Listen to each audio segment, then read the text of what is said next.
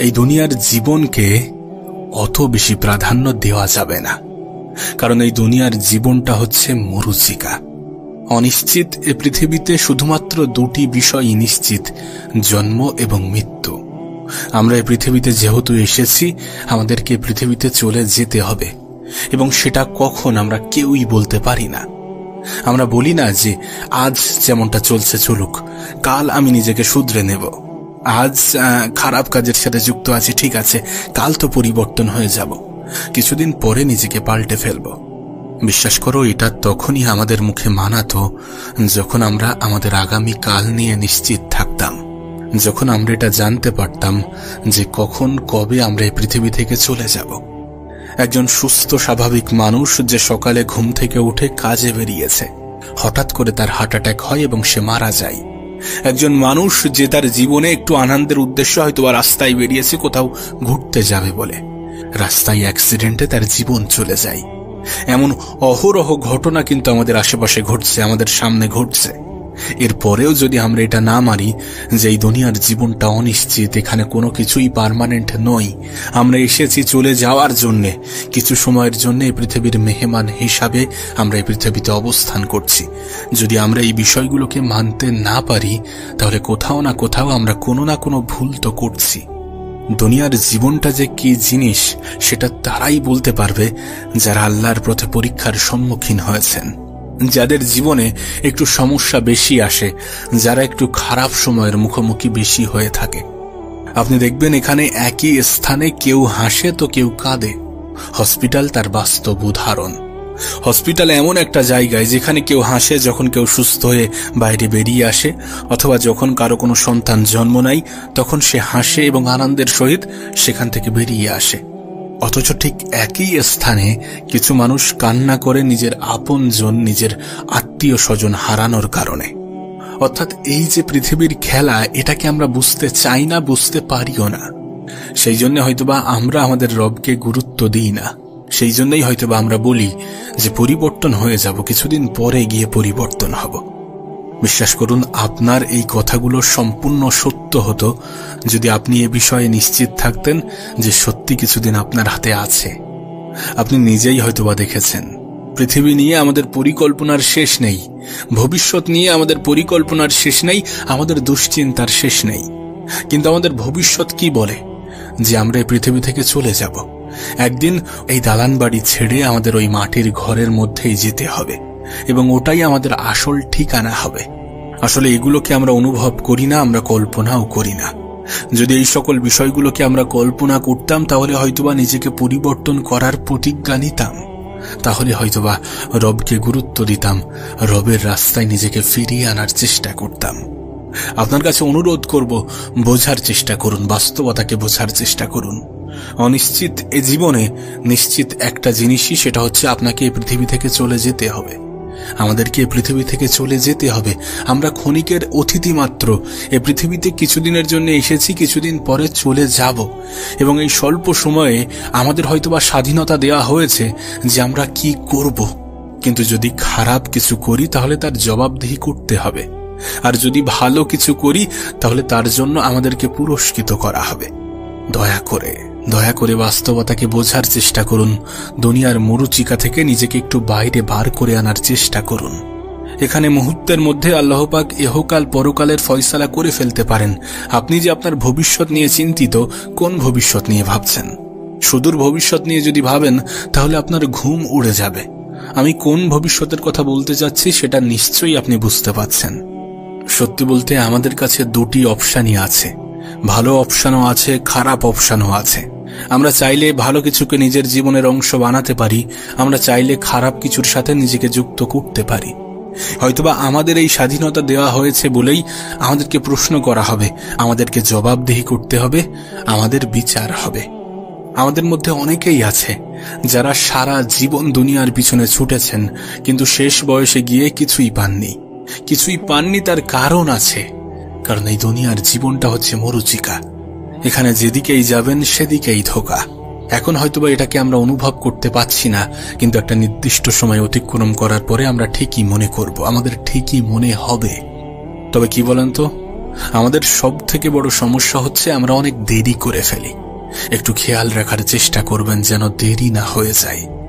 দেখেন, এখানে এমনি এমনি কিছু হচ্ছে না। এই কথাগুলো আপনার কাছে পৌঁছাচ্ছে, হয়তোবা এটার পিছনেও আল্লাহ পাক কিছু চাইছেন। হয়তোবা চাইছেন যে আপনি পরিবর্তন হয়ে যান, আপনার জীবনের মধ্যে পরিবর্তন আনুন। আনাটা কি প্রয়োজন নয়? আপনি একবার নিজেকে প্রশ্ন করে দেখুন তো, আপনার কি পরিবর্তন হওয়ার প্রয়োজনীয়তা নেই? অবশ্যই আছে। আমরা যেভাবে আমাদের জীবনটাকে কাটাচ্ছি সেটা পারফেক্ট ওয়ে নয়, সেটা সঠিক রাস্তা নয়। আমরা খারাপ জিনিসগুলো দেখে দেখে অভ্যস্ত হয়ে যাচ্ছি এবং খারাপ জিনিসের প্রতি একটু বেশি আকৃষ্ট হচ্ছি। কিন্তু বাস্তবে এটার কোনো ভবিষ্যৎ নেই, এটার জন্য আমাদেরকে পাঠানো হয়নি। নিজেকে একবার প্রশ্ন করুন, নিজেকে একবার প্রশ্ন করুন যে মহান রব্বুল আলামিন আপনাকে কি জন্য এই পৃথিবীতে পাঠিয়েছেন। কোনো না কোনো কারণ তো আছে। তবে আমাদের কাছে এখনো সুযোগ আছে। এই সুযোগ কতক্ষণ থাকবে আমরা কেউই বলতে পারবো না, কিন্তু সুযোগ এখনো আছে। আর আমাদের এই সুযোগটাকে কাজে লাগানোটা প্রয়োজন, নিজেকে ফিরিয়ে আনাটা প্রয়োজন, খারাপ জিনিসকে নিজের জীবনের অংশ থেকে বার করাটা প্রয়োজন, ভালো কিছুর সংস্পর্শে আসাটা প্রয়োজন। কেন জানেন? কারণ আমরা যেগুলো দেখি, যে পরিবেশে থাকি, যেগুলো করি, সেগুলো আমাদের জীবনের উপরে অনেক বেশি প্রভাব ফেলে। আপনি হয়তোবা খেয়াল করেছেন যে আপনি যেমনটা দেখেন ঠিক তেমনটাই হতে চান। আপনি যে পরিবেশে থাকেন সেই পরিবেশের মতোই আপনার চিন্তা ভাবনা হয়ে যায়। আপনি যে সঙ্গে থাকেন সেই সঙ্গের প্রভাব আপনার উপরে পড়ে। যাদের সাথে মিশছেন, যে পরিবেশে থাকছেন, সেই সকল জিনিসের প্রভাব আপনার উপরে পড়বে, আমাদের উপরে পড়ে। এটা হিউম্যান সাইকোলজি, এটাকে বোঝার চেষ্টা করুন। আর যদি সত্যি এটা বুঝতে পেরে থাকেন তাহলে নিজেকে পরিবর্তন করুন, নিজের অবস্থান পরিবর্তন করুন, নিজের সোশ্যাল মিডিয়া পরিবর্তন করুন। কি দেখছেন সেটাকে চেঞ্জ করুন। আপনি হয়তোবা বলবেন যে আমি চাই সবকিছু ছেড়ে দিতে, কিন্তু আমি পারি না। অনেক চেষ্টা করছি কিন্তু আমি পারি না। প্রতিবার ভাবি যে ছেড়ে দেব, কিন্তু পাচ্ছি না। আসলে কি বলুন তো, আমাদের ইচ্ছার বিরুদ্ধে যাওয়াটা প্রয়োজন। কখনো কখনো নিজের ইচ্ছার বিরুদ্ধে যাওয়াটা খুবই প্রয়োজন।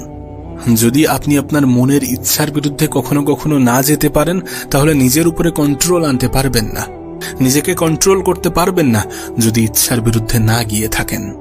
আমাদের মন যেটা বলছে, আমাদের মস্তিষ্ক যেটা বলছে সেটা যে সবসময় সঠিক, বিষয়টা কিন্তু এমন নয়। আমাদের মন মস্তিষ্ক সবসময় কমফোর্টেবল জোনে থাকতে চাই, সবসময় কমফোর্টেবল থাকতে চাই।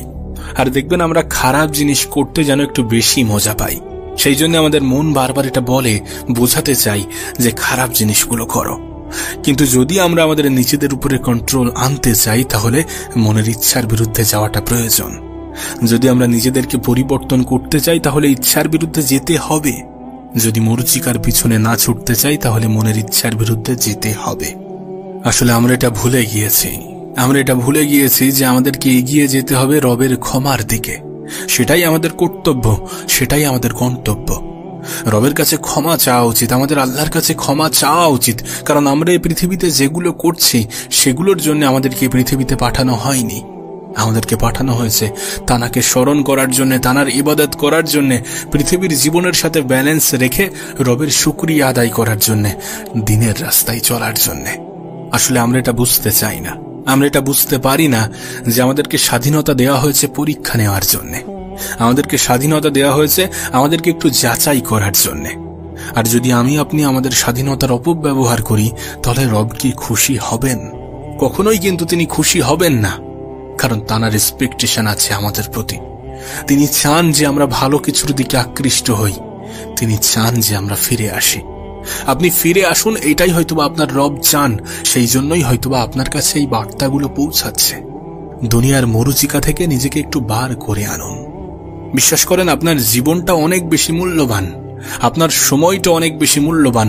যদি মূল্যবান না হতো তাহলে যুবকদেরকে এত বেশি গুরুত্ব দেওয়া হতো না, যুব সমাজকে এত বেশি প্রাধান্য দেওয়া হতো না। যদি মূল্যবান না হতো তাহলে আপনার রব কখনোই সময়ের কসম দিতেন না। তিনি আমাদেরকে সময়ের কসম দিয়েছেন, অর্থাৎ এটা থেকে স্পষ্ট যে আপনার সময় কতটা মূল্যবান। আর যদি আমরা সেই সময়ের অপচয় করি তাহলে সেটা অপরাধ। এটাতে অস্বীকার করার কোনো জায়গা নেই, কোনো সুযোগ নেই। আমরা আমাদের সময়কে কোথায় কাটাচ্ছি, কিভাবে কাটাচ্ছি, কোন ক্ষেত্রে কাটাচ্ছি, আদৌ কি সেটা কাজে লাগাচ্ছি নাকি অপচয় করছি, এগুলো অনেক অনেক বেশি গুরুত্বপূর্ণ। এগুলোকে বোঝার চেষ্টা করুন, নিজের জীবনে পরিবর্তন আনার চেষ্টা করুন। সময় থাকতে সময়কে গুরুত্ব দিন, সুযোগ থাকতে সুযোগকে কাজে লাগান। আপনার রব আপনাকে আপনার থেকেও বেশি ভালোবাসেন। আমাদের রব আমাদেরকে আমাদের থেকেও বেশি ভালোবাসেন। তাহলে আমাদেরও তো ভালোবাসা প্রদর্শন করা উচিত। যদি ভালো না বাসতেন তাহলে আমরা তাঁর এত অবাধ্য হওয়া সত্ত্বেও তিনি আমাদের রিজিকের ব্যবস্থা কি করতেন? তিনি কি আমাদের জীবনটাকে এত ভালোভাবে অতিবাহিত করাতেন? তাই আমাদেরও কর্তব্য তাঁকে ভালোবাসা, তাঁর রাস্তায় নিজেকে ফিরিয়ে নিয়ে যাওয়া, সঠিক পথকে অবলম্বন করা, খারাপ জিনিসগুলো থেকে নিজেদেরকে দূরে রাখা, রবের শুকরিয়া আদায় করা, রবের প্রশংসা করা। না, এটা সত্য যে তিনি প্রশংসা শুনতে ভালোবাসেন, কিন্তু তার থেকেও বড় সত্য হচ্ছে তিনি প্রশংসা পাওয়ার দাবি রাখেন। তাই রবের প্রশংসা করুন এবং তাঁর শুকরিয়া আদায় করুন আপনাকে এত কিছু দেওয়ার জন্যে, এবং সর্বোপরি নিজের মধ্যে পরিবর্তন আনার চেষ্টা করুন। পৃথিবীর এই মরুচিকা থেকে নিজেকে বার করার চেষ্টা করুন।